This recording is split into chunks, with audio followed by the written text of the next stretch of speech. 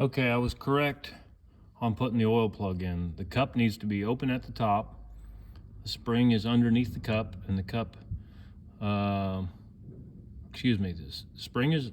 cup is on top, the spring goes around the cup, and then the spring seats down in the bottom of the oil plug. And now the next thing I'm getting ready to do is to take this cover off right here, and I put a little silicone in here. That is a set screw that holds the oil filter in there, and it was leaking around there. You gotta be real careful not to strip that little bolt out, which is weak, and I didn't have the proper gasket for this, I guess. I don't know. The last time I made a gasket, I can see it here, either out of some Permatex or Right Stuff or something. So I'll take this off. It's got a bolt here, a bolt here, and a bolt here, and then this is in there, and I'll take that apart. And I should set a tripod up for this, but I'm not prepared like I should be, so you don't get to see that. But anyway, just know I'll probably take another short video when I have this apart. We'll see how bad it looks. I bet the oil is pretty black. The oil was pretty black when it came out of there last time. And then we'll dig into taking this gear shift selector apart and taking off the recoil starter, which this thing has a tremendous amount of back pressure, and you don't want to try to pull start this thing unless you absolutely have to. When it's cold, oh my God, it'll rip your fingers off. I'm no weakling by any stretch of the imagination, but I can tell you, it's a booger. Also, let's see, where is that? All right, this is something that you need to know. I'll tell you this. You see that hole right there? And there's another hole right there. I drilled those. I was out pushing snow when I first got this, and the thing wouldn't shift, and I thought I'd locked up the transmission. What ended up happening was this boot, yeah, I'll show you that. This boot, I think is supposed to have like a zip tie or something on it, or a little clamp, and I probably should put one on there. The problem is when you have bare hands, you got a clamp with anything sticking out, it's got edges on it, catch your fingers on it, whatever.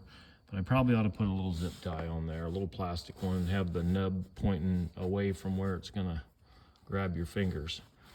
Water got down in there and it froze.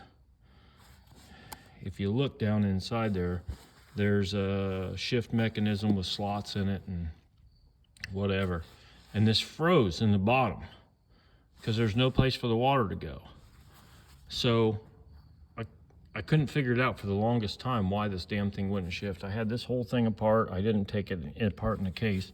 And I finally figured out that it was frozen in there. So I drilled 2 holes there. Oh, I don't know. 3/8 holes in there. And when water gets in there, it just runs out. Now, if you're mudding and getting in a lot of water, going underwater, at least up to this high, it'll still get in there, but then it should drain right back out as you ride. But that's very important in the wintertime because it'll freeze that whole thing solid full of ice. And that's how I know, because it did it. When I finally figured it out, then the drain holes will, because this thing gets so hot from the heat of the motor, the water will just run right out. There may be some rust or discoloration in there or whatever, but it's all right. So anyway, I'm gonna get to it, and I'll make my next video maybe when I tear the oil filter out, but I might do the next one after I've got the shifter off and the recoil starter off. I guess I'll show you this too. I put some new metric bolts in there with Allen caps on them. The ones that originally came with that, I forget what they were, but they were chintzy. Some of these, okay, here you go. There's one with I think that's a 8mm or a 10mm metric on there. And I wish, I don't know if I ruined a couple of them. Here's one with the regular head on, but all these got to come out, and there's a whole slew of them. And a couple of them are hidden. 1, 2, 3, 4, 5.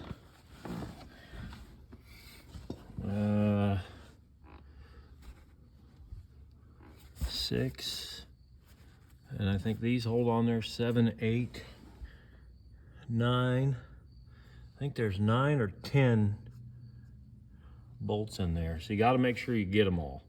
If it won't come off, don't force it.